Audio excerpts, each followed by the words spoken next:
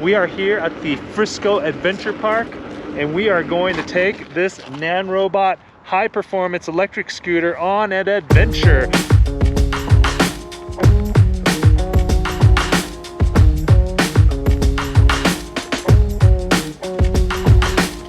We have the Nanrobot LS7 Plus, the newest Nanrobot high-performance scooter. In this video, we'll tell you what we love about it, what we hate about it, and who we think this is for.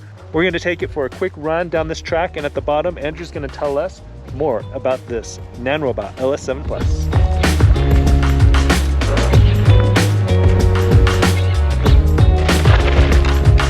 How is it? Pretty sweet. A little bit of fender rubbing going on there. I have heard that if we flip the suspension piece the other direction, it should prevent the rubbing. We've already done the unboxing. If you haven't seen that unboxing and introduction video, make sure to go check that out. But really quickly for the audiences, give us a little introduction on this Nanrobot. Yeah, it's a 60 volt, 40 amp hour system, so 2400 watt hours, massive battery. It's got dual 2400 watt motors on this thing. It originally said that it could go up to 72 miles per hour, but they have toned it down to 55 miles per hour. I've been able to go 50 miles per hour on it. It's really sturdy at that speed, even with off-road tires, because of the steering damper that comes stock. At our next stop, we're going to talk about the things that we love about the Nanrobot LS7 Plus. Let's get going.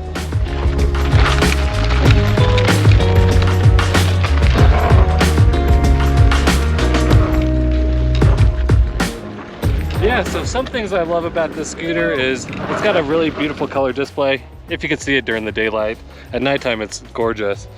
It's got the controllable RGB lights that are down the stem, on side of the deck, and also up the neck of it. They're really cool. You can control them with the remote control, and I really like the transition colors that they offer too. This is a huge, massive battery. It's a 60 volt by 40 amp hour battery, so you'll have plenty of range wherever you want to go. If you wanted to take this 100 miles, you probably could get it out of it if you weren't going too fast. I do also love nut brakes. Nut hydraulic brakes are just so much superior to Zoom hydraulic brakes. Nut brakes, they're really strong, but they're really smooth. I love the huge, massive wide deck. This thing's super comfy. You can ride for hours on this scooter without feeling uncomfortable at all. And then the steering damper. The steering damper on this thing is great. I think every scooter above 35 miles per hour definitely needs a steering damper. I like how fast this gets going once it gets going. It does have a little bit of a slow takeoff, but once it starts going, it just picks up speed really quickly and rapidly. And that's my favorite point about this scooter. It's not super torquey. The acceleration curve is controlled, it's tapered, but once you get it up to speed, this thing is fast.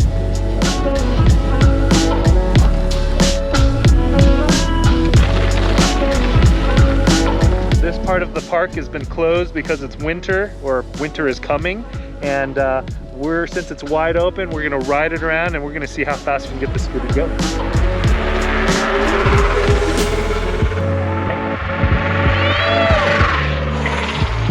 Let's go see how fast you got it. This one is 43 miles per hour, but as you can see, it's not as long of a straightaway. I do have to kind of slow down on the turns. I could try to take them faster, but I have been able to get it up to 50 miles per hour, no problem. I do feel there is something throttling it though when you hit 50 miles per hour. It feels like it definitely has more power in it. If they would have made this a 72 volt system, I'm pretty sure this would have easily done 60 miles per hour and probably could have came close to that 72 miles per hour that they initially claimed on the scooter. It looks like you're doing a little DIY project to the scooter. Yeah, the fender's been rubbing. This fender noise is driving me a little bit insane, so I'm taking it off. I was wanting to go off jumps, and this thing does well off jumps. That rubbing noise is just driving me insane when I hit jumps with it. I do know that there is a fix for it, but I just don't have all the tools to flip the suspension piece right now.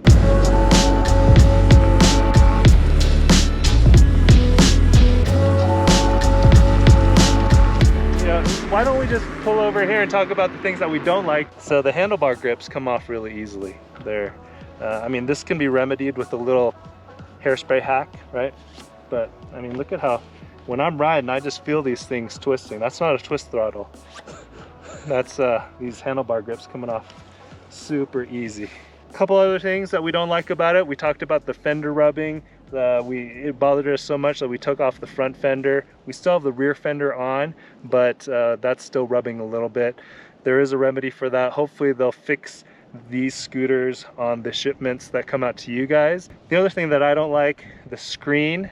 It's very hard to read this monitor, this screen on in bright conditions. It's a beautiful, beautiful display when it's dark or dim, but when it's bright like this, it's really hard to read. The blinkers, the light signals, they're not very bright. And as you can see, when you signal left, you signal right, it's just not bright.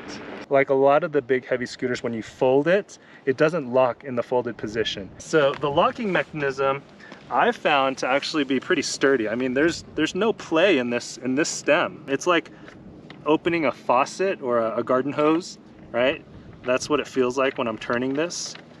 And that's basically your mechanism to keep this in the upright position. So it's a single locking mechanism. There's no backup. It is very sturdy. When you do fold it, there's no way to lock it. And the other thing too that I don't like is the fact that when you fold it, that beautiful display is getting its face punched by this foot plate, right? Every time. And so basically what I do when I fold it is I rotate this a little bit until it's out of the way. A little cumbersome, but that's what you got to do. This display resting in this kick plate, I'm not a big fan of. Even if you rotate this up, then you have the metal laying on the grip tape. And so that scratches the grip tape too, just like the Nanrobot D6 Plus would scratch the grip tape. This is a very thick stem, so I never think this is gonna have any issues, but there's one bolt inside of here. If you look at this right here, there's one single bolt. And for the most part, a stainless steel bolt should be fine, but if that bolt was to break, there's no other safety precaution to prevent this stem from folding in on you. So I just wish there was some type of backup. Like some other scooters have 2 or 3 backups. I think there just should be 1 extra backup. The fender rubbing, that drives me insane. There's a couple solutions. They said you can flip the suspension piece, which I hope that they just do it standard without making you take apart your scooter. The fender rubbing problem on our scooter was because of the suspension. It's installed upside down. Reports are the issue has been resolved from the factory and the suspension is now installed correctly, eliminating any fender rubbing. At our next stop, we're going to talk about who this scooter is perfect for. All right, let's keep riding. Yeah.